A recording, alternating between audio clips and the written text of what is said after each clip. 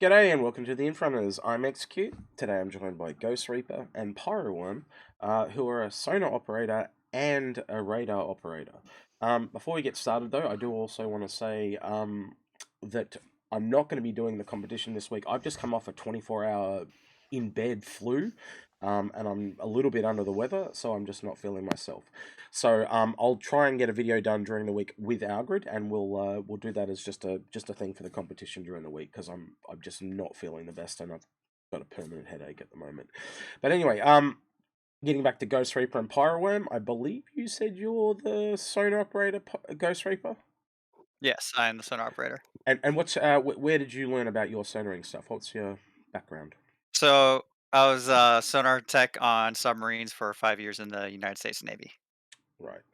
And Pyroworm, where did you learn your radar stuff? I was a merchant ship captain, and radar operations is a required feature for higher tonnage licenses. I am the captain now. Yeah, you're one of them. All right. I get you. All right. So where do you guys want to actually kind of go with this? So I'm thinking we're talking about radar and ping. So why should I care? Why should I give any two thoughts or a second notion about radar and ping? Well, it boils down to so in sonar, one of the major things we call ourselves is we're safety of ship. And when you think about the bigger ships, you have look at the Kraken where you're on the bridge. If you're piloting that Kraken, your view of what's around you probably isn't going to be the best. You're relying on those ship's sensors to know what's around you. Like to even know if there's a target there or not, you can't visually see it, and that's it. That's the only way you have it. And it's not like the fighters where you can rely on the fact that you can just point yourself at it as well, because they can fly circles around you if you're in a bigger ship. And so you'll have barely any keeping visuals on them is going to be much harder. So Hmm. you're almost more relying on these sensors to tell you where anything is. So it's kind of like an advanced warning system, essentially. Yes. All right, Pyro, did you want to add to that? Uh, Definitely for safety of the ship. It's basically the reason radars are mandated on larger commercial vessels and things. Uh, Big ships, nothing happens fast, but the Mm, danger's still there. A collision between two ocean-going container ships can take the better part of 20 or 30 minutes before it actually happens. mm, But your actionable time, your chance to avoid that collision, doesn't exist in the last 5 minutes. mm. So you have to know well beforehand. And to bring it to Star Citizen, if you're cruising along and there's something ahead, your chance to kill your QT, your chance to stop the ship and stay at a safe distance, there comes some point, some tripwire well before visual range where you're not going to be able to avoid whatever it is. All right. And so sensors, active and passive, give you that early warning. Well, you And mentioned. and to explain something he said, tripwire is a safety setting, meaning a ship is getting too close that we might not be able to react in time before we hit it. You also mentioned active and passive, so can you kind of give us an example of both of those, please, as well, so people understand what you're talking about there? So passive is simply receiving signals with no emission of your own. So Yep. listening to the radio is passive. Listening to sounds just sitting there in class is passive. Yep. Active is where you emit a signal with the intention of measuring or observing a reflection or return of that signal. So radar, bats with echolocation, even just clapping your hands in a room and hearing the echo or hearing it in a cave. Those are all active. Mm. The S- stereotypical sonar ping. Yeah. So I was going to say, so in Star Citizen at the moment, we already have active in that. So you have the active, like when you're near someone, they pop up on that little radar, or the little thing in front of you. But then also you can send out actual pings that come back at you to say for example, to find mining nodes. Yeah, the ping would definitely be an example of active, and then what we see on our little fusion of sensors and whatnot in the globe can be a mixture of active or passive, depending on whether you pinged or not. It also Okay. depends on what you're doing. Like, if you're wanting to stay hidden, you maybe don't want to ping, but if you're looking for something, you might want to ping more often. Hmm. Again, it also depends on the mission you're doing. If you care if anyone knows you're there or not. All right. So basically, the way I see it is the way you guys are at the moment. So you've got radar and sonar. In game in Star System, to me, it seems like it's some kind of amalgamation between the two and that 1,000 years in the future type thing. Where do you guys actually see it now in game compared to what you do in your professions? So, as a sonar operator, it is actually very similar. The way that the So one thing I've noticed is you'll sometimes pick up contacts and they just show up as like these little white diamonds. And that could be a ship, it could be an asteroid. Your sensors don't know. And I've discovered that if you ping, you can sometimes figure out what it is. Or if you get closer, it will start figuring out as it gets better, stronger data. Like it'll turn from a diamond to that little triangle, but it'll stay a white triangle. And then once you get closer, it'll turn to a red triangle or a blue triangle. Hmm. And that's very much the startings of almost it, obviously with how we do it in the as a sonar, there's a lot more of us telling it to change, and there's a human telling it, "Oh, this isn't an asteroid. This is actually a ship. Oh, this Mm. ship is actually a pirate." The system does it automatically for us right now, though. Can you, and this might be a sonar thing or a radar thing, but like in game, how you can kind of focus that circle and make it smaller. Is there something similar to that in radar or sonar where you can like like literally in a direction point to increase the quality of what you're trying to find? Is that a real thing or is that just something they've made up? Yes, in Yes. radar, a generally a fire control radar, so the radar system guiding a ship's guns or something like that, Mm, is a directed dish. It doesn't just keep spinning around; it's actually pointed at its target, uh, and it's continually pulsing to update and get the most accurate data for that purpose of guiding munitions or what have you. okay. Yeah, makes a lot of sense. All right. Yeah. So I'm just trying to think of where to go next here. Is there anything else that you kind of want to bring up specifically? So there's if we're talking gameplay wise, it starts leading a lot into stealth gameplay, being able to hide. And one of the things we were talking earlier was how the ship systems and how you make decisions about what you actually want to do. Like, how do you determine which sensors you want? How do you determine what blades you want to put in your sensors?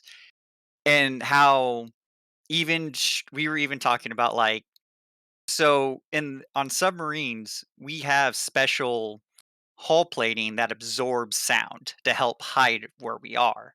Right. So they could, and they've already talked about how they want to be able to take out armor. So they Mm-hmm. can have like maybe you sacrifice armor, but you got special plating that Mm-hmm. absorbs IR. It absorbs EM emissions, so you show up. You're harder to pick up even on active, Yeah. but it also keeps own ship emissions in the So, ship, so you're emitting less signal as well. So you're so even harder to detect passively. mm. Well, in game, they've mentioned Aegis on some of their ships. You know, the ones that are kind of like black with the red wingtips. There's a few that are like that. Apparently, they're meant to have some kind of special paint that makes them more stealthy. So yeah, that is Yeah. definitely something I think they're trying to add. So do you think that the radar and ping does? Speaking of stealth, I'll just ask the question then. Do you think the radar and ping does lead a little bit into the stealth gameplay? Yes, Heavily. definitely. I mean, if the early if the fusion of sensor systems that they seem to bring, this IR, the EM, the cross sectional radar, is the early warning system, then obviously the reverse is quite also true. If you're looking to get close, then you want every advantage reasonable to mitigate their ability to pick you out. Do you also think that they might bring in different armor types? Because kind of, I'm just going running on the back of what you said just before, Reaper. That you could, you might get an armor that's heavier and stronger, but you might be able to put a lighter one on that actually just gives you a reduced EM signature or a smaller cross section or something like that. So armor is not just armor, but it's armor and it ties into the scanning and stuff like that. Yes. So with especially with radar, and probably the best example I can think of is absorption of emissions like radar is just a simple coating or paint, an absorbent paint. It's like a very thin sponge. It traps some of the signal that lashes against the hull, prevents that from being returned back for them to receive and detect you. And the more you commit to a thicker and thicker sponge with no big hard surface close to the skin, that more and more effective it is at trapping that. But the more armor you're sacrificing, the more protective capacity you're sacrificing to achieve that stealthiness.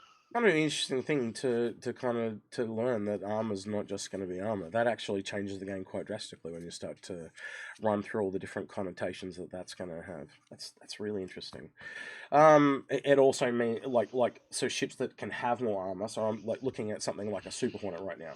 A Super Hornet. A lot of people say it's not in the best spot, but if you can make that a stealth Super Hornet or a really tanky, brawlery fighter, that opens it way more than say a ship that just doesn't have any armor at all. I can actually versatility is always a good thing for me. But being able to have that versatility and change your armor around, that's going to make them some of the best ships in the game, quite honestly, because they can hide or they can stand their ground essentially with or somewhere in between. Yeah. All right. So is there anything do you think CIG could actually do to improve where they are at the moment with radar scanner and ping? And where do you see them going? Do you think they're going to get where you think they're going to get to, or do you think that they're slightly off track? Like, where do you think they are now and where they're heading? I I like would, it yeah. I'd currently. say I do. there's a huge open field, and this was Ghost and I were talking about this earlier. There's this huge open field that they have that they could explore, even just how they've broken down uh, sensor gameplay into IR, EM, and cross-sectional radar and whatnot. Uh, and there's so much you could do, so much depth you could have for sensor gameplay.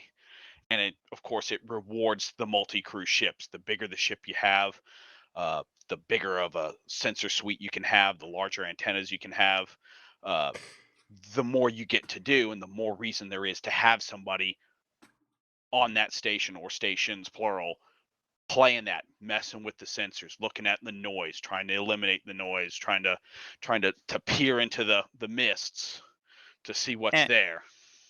and to kind of go with that too, the one of the reasons the size of the ship is going to be can be so important is when you're talking about both sonar and radar, when you're dealing with wavelengths. The wavelengths are physically long. Like a 10-foot wavelength is physically 10 feet long, so you need something at least 10 feet long to even pick it up. So the lower frequencies but lower frequencies travel further. So your bigger ships can have the potential of having sensors that can detect things hundreds of kilometers away because they have these massive sensor arrays that can pick up such big, long wavelengths that could travel so far. But they may not be able to identify exactly what those things are. Like it just knows there's a bunch of shit over here, or I know that's a ship, but I can't get a strong enough signal to really tell you what type of ship it is or anything like that. Mm. Yeah, it's even if you wanted to pick up a signal at a smaller, you get down below like a quarter of the wavelength, and it really starts to deteriorate. And so the small ships can have these smaller sensor systems, and they get great resolution, short range, and resolution is their ability to pick out the details. A larger ship can have a massive array of sensors, and those long wave sensors can reach, probably a quarter or a halfway across the solar system, but the information you get is much lower in resolution. Like he said, you can pick up there's something big there, and at that size, the skilled sensor operator may buy. It's a small fleet of ships, but that's his best guess. He doesn't get a lot from it, so it requires you to get closer. And Likewise, then those big long wavelengths are extremely poor at hitting the little things. That little ship, he might have a short sensor range, but he's also got a very small profile, and that long wave passes him by without him reflecting much for the same reason he can't pick up much on those long waves. He's not a big enough antenna or a big enough reflector. Okay. Ghost Reaper, you also mentioned before the thing about when you're scanning and repetitive scanning gives more and more detail. Now they've mentioned that as well in a few of the different things they've released. Can you elaborate on how you think that's going to work in game? Do you think it's going to be like both passive and active, or do you think it's just going to be? I don't know. How do you guys see so that happening? so I can see there. So in the sonar world, we don't narrow down bearings. Like we just listen to an omnidirectionals. We don't, and then our computer system tells us bearing based upon complex computer shit. But best way to put it. Yeah, I But get it. what we can do, but one of the major things we do is but we can narrow down is on specific frequencies. And using that, so a part of my job was I had to learn basically the fingerprint of ships so that I know what that ship is. Like, and we could tell you exactly what type of Chinese warship that it is based on that, just that information alone. Now, And that do you, is also a way to do you think that say you have. sorry, just let me ask. In Star Citizen, do you think that that's a thing that they're going to teach? Do you think that like they're going to have different patterns for different ships? So if a sonar operator is skilled enough, they can go, that's a Kraken. Or do you think it'll be more likely a digital thing where it just automatically labels it as a Kraken for you? So that's what we were talking about somewhat is target analysis essentially. And I think it could be a little bit of both. But Okay. the person that can do it before the automated system, obviously that Yeah. it's more valuable to know what something is the further it is from you. The sooner I know what you are, the sooner I can judge whether I need to worry about you or not. Because if I'm looking at it and it's like, oh, it's a C2, oh, well, we're not going to worry about that then. Mm. But I look at it, oh, that's an Idris. Oh, I don't want to get near him because he may not be a threat to me, but why take the risk? Actually makes a lot of sense based on the skill based gameplay they're going for. So if you just happen to know what that imprint looks like, and you can go, right, that's a Kraken, but it takes like a one or two more scans for the automated system to go, yes, that is a Kraken. You're Yes. 100% right. That's a really good way to do it. So that differentiate, and I hate to use the term, but the men from the boys. So basically, if you've been playing the game for a year and you recognize those patterns, much like if you recognize a certain gun sound, you can even tell what gun someone's using in a first person shooter. Yeah, that's a really simple yet effective way of doing it. Yeah, that's really And you can interesting. have a novice person manning it too, and it Yeah, still is effective. yeah. All right. I'm just trying to think. In gameplay terms, how long do you think it's going to take them to get to, like, do you see the different tiers of this being rolled out? Like, can you actively see tier 0, tier 1, tier 2, tier 3? Like, how can you see the different tiers, and what do you think the first implementations of this is going to be? Do you think we've already got the full? I think we kind of have, don't we? But we've kind of got tier 0 at the moment, and we're probably going to tier 1 with the scanning for the mining nodes and stuff like that. Is that where you guys kind of see at the moment? Like it's tier 1, tier 0, and how much further down the road do you think it's going to take until they get most of the tiers out for scanning? I would Uh, almost look at what we got now is tier 0, because before you had just the passive stuff, and now with pinging and some of the mining, you're getting uh, some of the more elements of an active system, but it's still so much in an infancy compared to where they could go as far as Mm, fully developing a sensor station.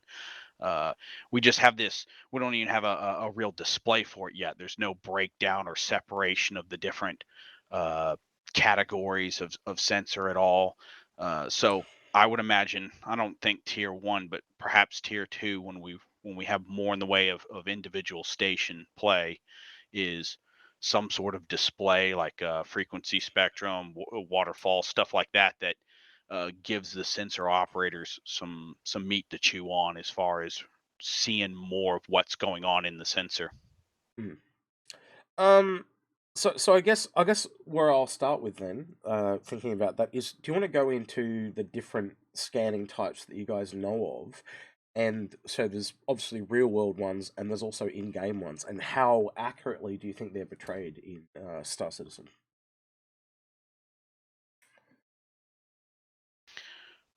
Radar is the cross-sectional method that I guess they're kind of going with is probably the best way to easily render it. Uh, what it's lacking right now is any real sort of environmental effects. Real radars, marine radars, you have two controls for adjusting for sea state that throws radar return back at you at very close ranges and kind of blots out the center of the scope.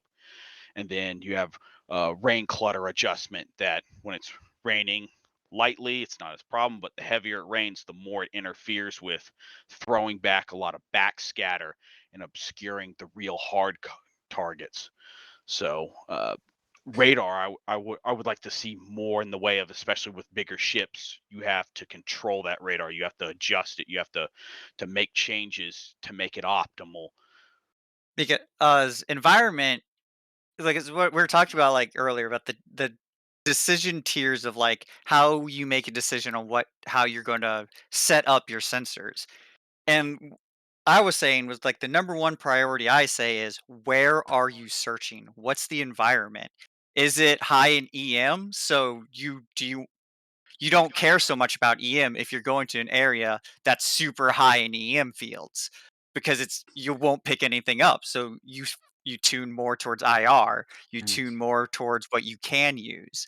Maybe you'd go down to a planet and its weather is terrible and you start getting all these warnings of your radar system going, I can't see anything. This is too much weather, and you need to know how to like, and that could be again the skill thing, knowing how to tune your radar to better work in different situations. Like you could have the, oh, this radar will work decently well everywhere, kind of like it doesn't go to extremes, but it's okay everywhere essentially, mm. versus you can have radar that are more specialized. So, like, if there was clouds and your enemy was hiding in clouds or something like that to obscure you from finding them or whatever. Uh, Yeah. Probably a great space comparison is Kessler syndrome, where you got so much debris in orbit. And there's all these metal particles at distance that becomes just this blank wall of noise that you can't see through or see past. Mm, You know, A cloud bank, like in a gas giant, if maybe the gas giant had heavy metal particulate, it would do the same thing, obscuring and a radar system. I actually I just dawned on I just thought about this is they've already perfectly shown how they're going to work it with cross section, with how mm, if you're in an asteroid field, if you go behind a asteroid, any cross section missile is going to lose you. The cross section loses you. That's mm, essentially what it's going to be, even with the EM and IR. If you go mm. into an EM cloud, your EM signature just gets completely masked. Like Yep. they if they're not holding you IR cross section, you and they're holding you EM, you're gone.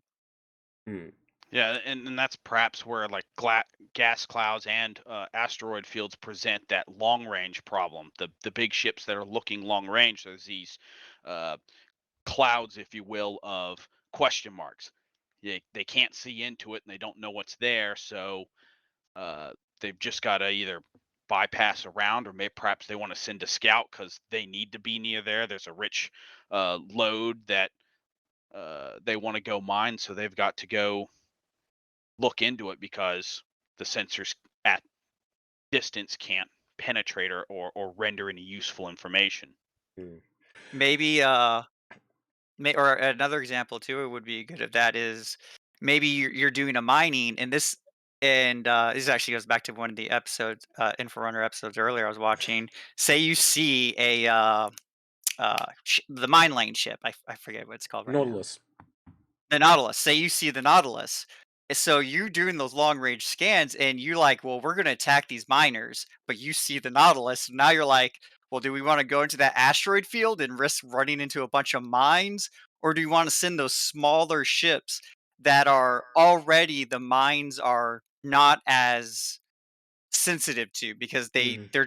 they're smaller. Then the mines are more for bigger ships. They I got can use their higher short range, high density sensors to find the mines. so I got two questions now, just based off what you said. So not just mines, but what about torpedoes? So torpedoes are supposed. This is my big thing with torpedoes. Mm. Torpedoes should be stealthy. You should be sitting there and be like, "What the fuck? Where did that torpedo move? Quick, make hard turns, reaction, dodge! Like this thing just came out of nowhere." That's how torpedoes should be. Yeah, a And torpedo doesn't have much of a cross section as far as radar. It's basically something the size of a. A It dot looks like coming at you. it's a small torpedo might be like somebody shooting a basketball at you as far as the radar return's concerned. Perhaps if it has active sensors, now that's you get a tall tale on EM, or perhaps if there's another ship in your small fleet and you're all tied together, battle net tied together, he catches a view looking back towards you of the drive system, the IR signature, or as it gets closer, in just the IR signature of the torpedo itself heating up from and shedding that heat is your warning. But radar wise, no, the torpedo is an incredibly small target to be looking for. it goes On a back to the big ships can't pick up small things. And Yeah, that not gets to until my they're that gets to my second question. The size of ships, how much does that differentiate with radar and ping? Because and I'm not just talking about the because now my mind's going like, what's a terrapin opposed to a Polaris? Both in finding and searching, and I also start to think of other things like components. Like how much of effect is that going to have? Like the quality of your components and stuff like that. Can you have a terrapin that is as strong as a Polaris? Can you have a Polaris that appears as small as a terrapin? Based on the components, armor, and all that stuff that we've talked about today. well in radar, very much the case. Like your average beach ball sized buoy is you can pick it up on a 3 centimeter radar at maybe about 300 to 400 yards in decent sea state. Okay, it's plastic and some metal, so there's not a lot there. However, a smaller Did item, you say three uh, centimeters? yeah, 3 centimeter radar. And then how far? Like the radar itself No, is no, only no, this big? no. 3 centimeters the radar wavelength. The All right, the buoy would be about the size of a beach ball. right. That's still That goes pretty. where I was saying the Yeah, wavelengths, their the physical length. It's 3 centimeters. Yeah. Yeah, Yeah. so it can measure, So it essentially, can for hit things layman's that. terms, that's the pulse that's being sent out. Is it a wavelength of 3 centimeters? Yep, three Okay, centimeters, right. as I'm with you opposed to now. the I'm with you now. larger. Yeah, the other larger radar system on commercial ships is a 10 centimeter radar, Does and their performance is does that mean that you dramatically have different. to send out random different wavelengths? Like a meter wavelength will only find things that are that size, where a 3 meter, like N- when you send out a No, ping, do you have to send it out in different sizes to be able to the find certain the things? Like how does So that the work? wavelength needs to be the size of, or preferably smaller than, what you're looking Yeah. for radar purposes. And obviously, eh, there's a limit to so propagation. and Okay. even in so I this is one thing I can't go to, but so sonar when we active ping, it, it's a touchy subject. It's fine. Well, I'm just look. um, Let me ask this we can question then. all Does that mean if you have a smaller ship, sometimes you won't be able to see bigger ships? Like if the antenna is not the right size, does that mean you're not going to be well able to no, find you them? would see big ships easy. Right. You see them really easily because you have so many wavelengths bouncing off of that ship Right. because they're so small that you get a crystal clear picture. The Okay. problem is the bigger ship is you have this massive wavelength, so you're getting even less back, if that makes sense. So Like the essentially, target has to be the smaller you are, the easier it is to hide. Is that what you're saying? Which makes sense. yes. Yes. Okay. Right now, I'm The with you. bigger the object you're looking for is than your wavelength, the easier it is for it to pick it up. Mhm. If that Okay. makes sense. Yeah. Okay. So that all of a sudden, hearing that now makes ships like the Terrapin that much more valuable because it Yeah. is the smallest scanning ship you can get in the game. And so even though it can't say when we've looked at things, the scanning range on a Terrapin is like I'd have to go look at the image again, but it's like a fifth the size of a Polaris, right? And that's not accurate what I just said. I just remember it's a lot smaller. So, but the Terrapin itself is so much harder to find than the Polaris. So And it would that gives you a have strategic advantage essentially. and it would also have a much clearer picture than the Polaris would have because it's got probably has much more sophisticated sensors that can look at shit better. Okay. Yeah, signal processing. Higher It can do resolution. more. That's what I was trying to say. Yep. Um. Okay. One of the other things we've heard recently too is you might have, say, something like a Kraken comes up on your radar, or it's just a really big blob. But when you actually get there, it might be a Kraken and a bunch of other ships behind it, or it might not be a Kraken. It might be a bunch of ships that are just all blurred together, so it looks like it's a Kraken. How do you think that they're going to evolve that gameplay? From what I can tell, is it just repetitive pings, or getting closer will give you more information faster? How do you guys see that working? Yes. Well, Uh, there is. Well, I was gonna say there is Thanks. some of the scan Can be detailed. because we do have the ability to actively scan as well. Yep. So I'm sure they're going to use that as also a way as kind of it's not quite active, but it's not. That's more narrowing down, and that's I think that's how you're going to get that specific information that tells you, okay, it's giving out this signature. This is kind of what it looks like. Mm, These are, and that's where you're going to get that information from is by scanning it deeper. Or as you get closer, you will just naturally get more of that information. yeah. Yeah, so long range sensors they have range, less detail. Short range, greater detail because the smaller wavelength you can pick out the distinctness. Yeah. But perhaps with IR and EM, you could tell that it's a group of ships rather than a single ship because of what frequencies you see, or rather the multitude of frequencies you may see coming back. You know, a single ship might have a single, like Ghost was saying, a tall tail Mm, signature, and you would be expecting, whatever modifications they've made to this Kraken, you're still expecting to see certain peaks and valleys coming off. But when you see this Kraken-sized object and it's got peaks and valleys all over the place, it's like, well, that's its signature would be loud enough to be a Kraken, but there's too much variability. There's too many different peaks for it to be just a Kraken there yeah. because it doesn't emit those many. So just to long wave forms travel further, but they're less detailed. Small waveforms travel not as far, but they're heaps more detailed. Or am I on the same page Yes. now? Right. Okay. Yeah, Yes. in basic, absolute basic Yeah. terms, the issue is that pumping energy through higher and higher frequency objects, you get less and less return for the energy you expend. Longer wavelength, you get more distance return for your energy investment. So, and then of course everything has some upper floor of the amount of juice you can pump through it.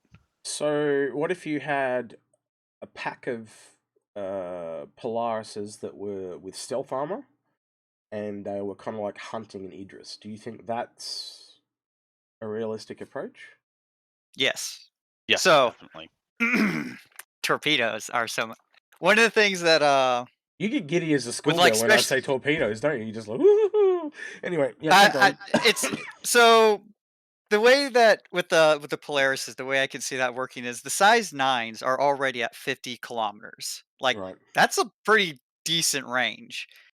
And I know you can pick up a reclaimer passively at 107 kilometers because I warped to a random mission and I saw a red target. I was like, oh, sweet, he spawned instantly. Why is that a reclaimer? Is that and it was 106 kilometers away from me. So you can easily detect things long before, if say you're in like a torpedo boat, how well can that thing pick you up though if you can pick it up at that range? And I would Mm. imagine the Idris is going to be the same way. The Kraken's going you'll be able to pick them up from long, long ranges. And that'll be So affected if by you could components as and well. torpedoes too also, one thing that separates, at least for us, is they should have extremely sophisticated sensor systems themselves. So, like, one thing we can do with the submarine, we don't actually have to lock on to anything. We can just shoot a torpedo in your general direction and it will find you itself. No target locking. I just need to, so I could ping. Oh, there, I got your return off my ping. Fire my torpedo right down you. Then my torpedo finds you. You may not even, you may pick up the ping. You may not pick up the ping. All you know is that eventually you might get a warning telling you there's something about to hit you. So essentially, you're saying that torpedoes can kind of be updated with their targeting information as you get more and more. Yes. Wow, I didn't know As they they could get do that. as they should be able to tell themselves where their target is to a degree of which you don't actually, you just shoot them in a direction and they find the target themselves. You know, Obviously, this also leads into, if that isn't your target, or if it's a mass of smaller targets, mm. it you just wasted a torpedo. It's kind of interesting. You almost mentioned a rock paper scissors approach, where a bigger ship also has a bigger scanner, so it can see things coming at it, but it makes more noise, so they can see it as they're going towards it anyway. So Yes. it almost, in a really weird turn of phrase, puts everyone on an equal playing field. That is a very interesting mechanic. You also mentioned before, ages ago, different weather effects and stuff like that. How much do you think they're going to come into play? Because in open space, none. But if you're on a planet or in a nebula, you mentioned asteroids and stuff like that. I can fully see places like EM storms where you don't get no radar, you don't get no EMP. Things like you might have to use a cross section radar or scanning or missile or whatever it is you're using in that area, because you can't use the other one because it's completely taken out by said storm or whatever like that. You might be in the corona of a sun and you can't use infrared. You get where I'm going? Do you think that there will be weather effects that counter pretty much every single scanning type and stuff like that? I certainly I hope so. yeah, I do. And also, so what I think that makes that a very good possibility is actually force reactions. The Okay. amount of effort they put into force reactions tells me they want things to be like storms to be impactful. Because right, I was on a ship and we got rough weather was actually knocking me around. So I could imagine, like, if it's really rough weather, you should be getting we might be getting tossed around.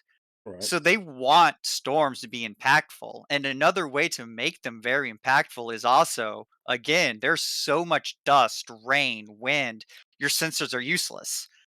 So not only is it dangerous because you're hurting your crew, it's dangerous because you can't see anything. You might not even s- space whales. You're flying, your sensors are shit because you're caught up in a storm. Then you hit a space whale because Mm. you didn't see it at all. Like, your sensors were gone. You hit another ship. You hit the ground because you couldn't see it. This is And gonna then sound. Oh, go ahead. Go ahead. I was gonna say, and I would turn and point to the coil, this fragmentary section of a planet. So you got all this debris to return radar. You have this electromagnetic uh, presence uh, to obscure EM.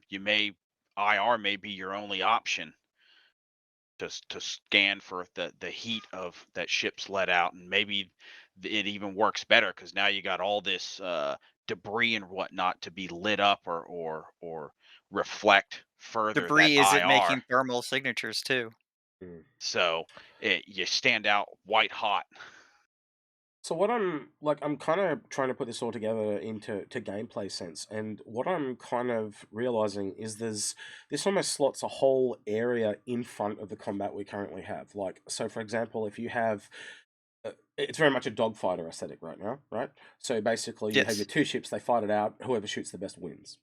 What I'm seeing is there's now this whole thing about almost like a hunter-killer analogy, where it's going to be finding now the person, getting that first strike, that surprise attack type thing, and then that gives a massive advantage leading into that dogfighting scenario, and that's just if it's one-on-one. I'm not even talking about going into other fleets, but that's the analogy I'm getting. And the other part I'd like to ask you is, do you think that is mainly, 'cause I could be wrong, but the way my brain is working is it seems to lean towards larger ships, because you need the crewmates to be able to activate the radar, maintain the radar, look after the radar, where if you're just in a single seat fighter, now the option I would give you that would probably be different to that is, say, something like the Hornet Tracker. What do you see where I'm going? Like what size Yeah. ship? Is this a larger ship thing? Is Okay. that what that is? Just a yes or no? So I get yes, definitely yes, and in part I think smaller ships more so leverage the automated function, like you pointed out. A little Mm, single seater, he's got enough to do as it is. He's not got his head stuck in the scope the right. whole time watching it like he should. The Hornet Tracker, an excellent example of a small ship that actually has a dedicated seat for that purpose. That's Yeah. his job. But as you get bigger, there's now a reason for somebody to man the sensor station on a Caterpillar. You're just a humble little Mm. transporter trying to make your way, and you're taking the short route. It's dangerous territory, but hey, you pick the components to try and lower your EM and your IR, and you're cruising slow, and you got that sensor tech watching that scope, and the second he sees something that Mm. might be trouble, you've got plenty enough warning to come to full power and start running. So when I was It's talking not just about combat. back before about stealth armor versus armor, that essentially is you're backing yourself, is in like, I'm going to get that first attack off and just really smash them, as opposed to the armor. You're like, I don't give a shit who finds me. I'm going to tank everything they throw at me. Yeah, okay, that's where I go with And, that. So yeah. and it may just be that stealth is you can afford to go slow and quiet, whereas Mm, if you don't have the time or the opportunity to go slow and quiet, you're a carrier based fighter. You're the buccaneer sitting on that Kraken's flight deck, protecting the fleet. mm. Stealth is worthless. I mean, you're sitting in the middle of a fleet. It's not like they're not going to know you're coming. Do So you? armor's the better choice. So yeah, I think 9 times out of 10 that probably will be. Well, it depends if it's a soloistic ship. Yeah. I think obviously a retaliator. It's just going to want to get in and get those missiles off. So it's going to try and use stealth as much as it can, and then it's just going to run.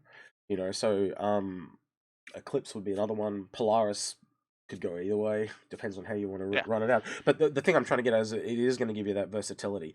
And I'm now also thinking, where does scanning and ping hit other systems? So when I was talking about that Hornet Tracker, um, I was going into command and control, but like, is that guy controlling a whole fleet from a Hornet Tracker?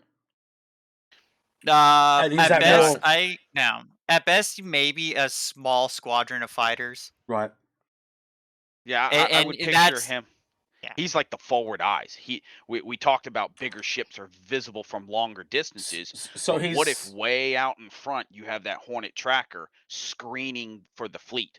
yeah. Now he's a small So little he's ship that can see the little things. so he's almost like an advanced warning system that he's sending back to the guy that's running that big globe thing. So he's Yes, Yeah. sending he's just filtering the important information and bringing it to that guy's attention. So instead of him having to look at 100 different things, he's only got to look at 10 from the 10 people that are sending it to him and going, that's the priority. Go for that. Okay. All right. I can see. So it's almost like a spy network essentially. It's Yeah, a like yeah. yeah. Okay. Or if Okay. you Yeah, if you observe fleet organizations, especially from World War II, is probably the most constructive. You have these destroyers out in front screening for the fleet, or a cruiser pack that's zigzagging back and forth, screening for the fleet. Their job is to run into the trouble first, or at least see it first. And knowledge is power. You know, if the fleet gets to know first what's out there, yeah, they may If see the Hornet tracker, but they don't see the fleet behind it. And you can even take it further to going back to the target analysis and the ability to one thing we were talking about is changing out components, and your components also affecting the signature you have. So military components have a different signature than industry components or civilian Yeah. components. So there's also this level of you may not be close enough to exactly tell what ship it is, but it looks like a lot of industry components, so do we really care about it right now? Well, Do we going. How much of a threat do we think it is based off that information? Well, And sorry, I've got. information oh, sorry. Just let me ask. Sorry, I know I interrupt a lot, but it's because I've got questions. So, Yeah, yeah, yeah. going back to your example of that reclaimer, you said 160 kilometers out. So basically, I was like, wow, that's really far. Like, if I'm actually salvaging something, I'm stuffed. But Yeah. what you're essentially saying is that you need to take the components for the area of space that you're going to. Because if you take more stealth components and you're out in the middle of nowhere and you don't actually have that protection, you could probably get away with it, but you have to do the job slower and more carefully with the stealth components so you can get away with it. But if you're just like loud and proud and don't give a shit, you can have all the other ships there covering you, but also you're louder so more people can see that you're there. It's Yeah, Well, a your presence is known. yeah, yeah. Of course, it also introduced other components of gameplay. Say you stick with the industrials because hey, they're durable, mm, they're long lasting, they do great. But now you have a justification for a real engineer to be managing that power, and yeah. for the captain to be observing and saying, okay, let's keep everything as suppressed as possible. And now you're still achieving that reduced output, that reduced emission, but you didn't have to sacrifice the components. But hey, maybe now you got to go slower. You're not running as much power to the systems. Everything takes longer, but you're kind of lying in doggo, just And waiting. then there's also like say it's like so some ships have multiple components while some ships don't. So you have two shield components. Well, whatever they determine is this is how you can tell what type of shield generator it is. It has two because it has two. Or is that the two ships each with the shield generator? Like you're not close enough to exactly pick that out. So is that multiple ships or is that one ship with multiple components? Okay, yeah, that makes it. Hmm. Okay, I wasn't sure it was going to go that deep, but that is deeper than I thought it was going to go. Because Well, does that that's the level mean? of like how deep do they really want it to go? Because it can go that. Because Let so me I ask. could tell you like the certain frequency of like a type of pump on certain types of ships. Like that's how detailed that our systems s- go in real life. Well, let me ask you this then. Does that mean it could be like it could be a valid strategy though your ship can take two shields, that you only take one? But you'll have a Or less signature, and it can or also mess up your classification because they'll be like, "Well, it looks like it's a freelancer, but it doesn't have enough shield generators." So you can fuck or And with that or it. can perhaps take two different models. Mm, yeah. And okay. there's another thing we are talking about too is maybe you can have modules to emit a signature. Maybe Krakens all emit this certain signature, so you make your ship emit that signature because you want people to think you're bigger than you are. That Yeah. gameplay is definitely a lot more complicated and a lot more nuanced than I thought it was going to be. That's really interesting. Yeah, Okay. And it touches on the whole sort of really untalked about, uncovered electronic warfare, that prequel to the fight, that dogfight that happens Mm, from sensor screens and in engineering rooms at great distance. I think a great example of that would be to say you're in an org war. There's a value enabled being able to determine that's an enemy ship that I'm at war with before they determine you are also the enemy ship they are at war with. So if they're so say their operators aren't as good as yours, you're picking them up first, you're classifying them first, you're getting that first engagement a majority of the time. That war Or, might be or going pretty well for you just based on that. yeah, or at least avoiding the bad engagements, knowing that hey, Exactly. this is bad ground for me. This is not the place I want to be. Let's leave. Mm. Okay, the last thing I want to go over today, because we are hitting my usual limit, is probes. They recently talked about probes and scanning a system and sending out like 3 of them and getting different information back and stuff like that. How do you guys personally feel about that as opposed to just the ships themselves? I like it. Do you guys use probes? Do you guys use probes in the actual military? Excuse my phone. So kind of sort of like we'll use probes that measure the environment around us, because obviously things like temperature, water salinity, temperature, and all that stuff affects how well we can detect. So we have probes to test for that.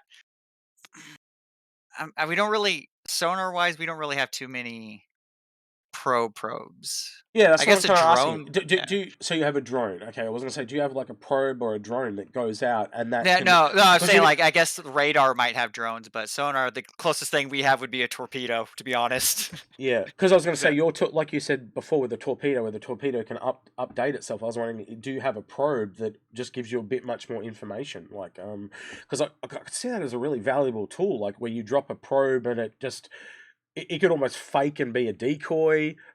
It can also send you information to triangulate where someone is. I'm yeah, not a military guy, but that sounds it really Well, good and to me. it sounds great, but the downside comes in how far can you project it without it giving you away? Okay, like that drone, that probe that's out there, it's got to communicate the information to you somehow. All right.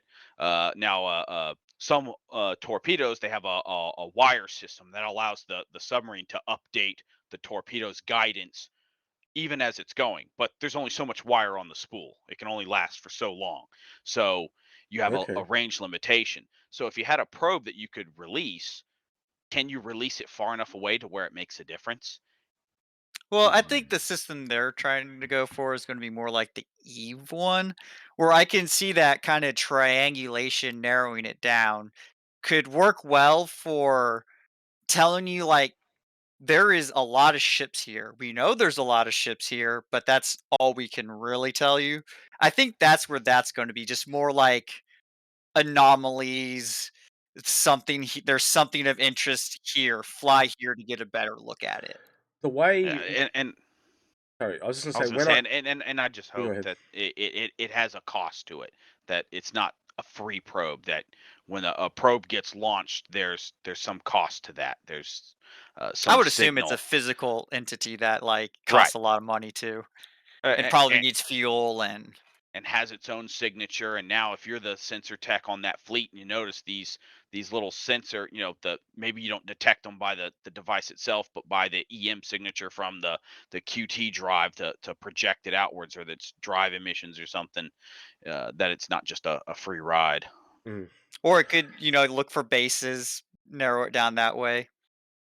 When I first saw the probe system, what I pictured, and I don't know if you guys will understand what I'm talking about here, but is how mobile phone towers work to find a mobile phone to connect to it, and they triangulate Triangulation, yeah. yeah. So I assumed that that's pretty much exactly how the probing system was going to work, where they all do a ping, and basically the overlap is all right. That's where they are right there. Um, is triangulation going to be a thing, not just with probes, or do you see that? How do I put this? So when we're talking about Are you the talking about like the individual ships being able to tie their sensors together? So like you have 3 Hornet yes, trackers and they're all yes, triangulating together. yeah, that's what I meant. I I hope so. I mean, I'm gonna say that. I Yeah, can't speculate on but I hope so. The reason I I mean, Because asked it may this, not the reason I asked it this because may not as be the guy just let me ask a question first. all right. Right, the reason I asked this is we have not seen any larger bounty hunting ships, right? And I always theorized there must be a large one coming, right? And my first thought is if you can tie, say, like a Titan or a blue together, they can actually work together, hunt down a target. But if you have the bigger ship, it's got the bigger sensors and stuff like that. I just saw it as a complete network of ships, but I'm just always curious why they never brought out a bigger bounty hunting ship. And to me, it just made a lot of sense to be able to tie those sensors together. Yeah. And I'm curious as to. I don't know that it would be necessarily something the player actively does. Maybe I you I tie, almost maybe you think they tie might. in. Well, I'm saying like it's not something like you necessarily have to manage the network. It's you can tie yourselves together, and perhaps there's a computing cost or something like that, and a communications range limitation But you that have to stay limits within you. Let Yeah, me let me you're ask you. limited. Let me ask you another way then. Do you think, say, that you had a small fleet of bounty hunting ships that would be very common to say, even if it's small, to have, say, something like a terrapin that runs with them to help them track people? Oh, I think the Terrapin is the most underrated ship in the entire game and will probably be in every single fleet formation. Yeah. To be perfectly Yeah. honest, like you could throw that ship in any fleet and it will do perfectly well for its job. There's a reason why it's one of the most expensive starter ships, that's for sure. Or profession starters, as we call them here, but yeah. All right, is there Yeah. anything you guys want to add before we sign off? Because we're getting up to the 1 hour mark. So, Pyro, anything you want to add? Uh, I kind of hope I'd like to see them expound more on the sensor operation outside of the fused information output we currently get, and maybe that's something we'll get with sensor stations Higher is tiers? other display, well, and other displays, frequency spectrum display, a waterfall Mm, display, other ways that we get to take in the information, and maybe that's where we get to have some of the mini games is you see a mm, couple peaks on the spectrum graph and you tell the computer, hey, uh, given these peaks, uh, analyze and give me a return of what you think that might be. And mm, it might return a medium or large industrial uh, power plant. mm. Tends to emit on those, that sort of gameplay that introduces new players with a combination of manual and automated functions. For uh, the basically the more information it's getting, the more detail it can tell you of, oh, it's this. Oh, it also has a this. Oh, it has a this. Mm. What about you, Ghost Reaper? Anything you want to add before we wrap up? I mean, I just think it's one of those systems that it can go so deep if they really want it to, and it just it especially it's so important, I think, especially for the bigger ships and managing fleets, especially I mean as the guy who wants to be standing at that globe. Mm, Information is power, and having more ability to determine and get all that information connected together and an ability to determine where things are and have that 360-degree view of where everything is going on around you is going to be important. Just for even think of not even combat, just think of coming into a planet through a very heavy traffic shipping lane. mm, You're possibly gonna be surrounded by, like, tons of ships. It's gonna be hard not to run into each other if you're in these massive lumbering behemoths that turn very slowly. They take a long time to do anything. You're gonna wanna have a plenty of warning where each other are. I mean, that's just basic driving and not crashing into each other. mm. Generally, when I do these episodes, professional point of views, I usually get an epiphany, and I got the one through here today as well. But I got a lots of little epiphanies all the way along, like just realizing how many actual systems that this is going to hit, and different areas of gameplay that I just hadn't thought of before.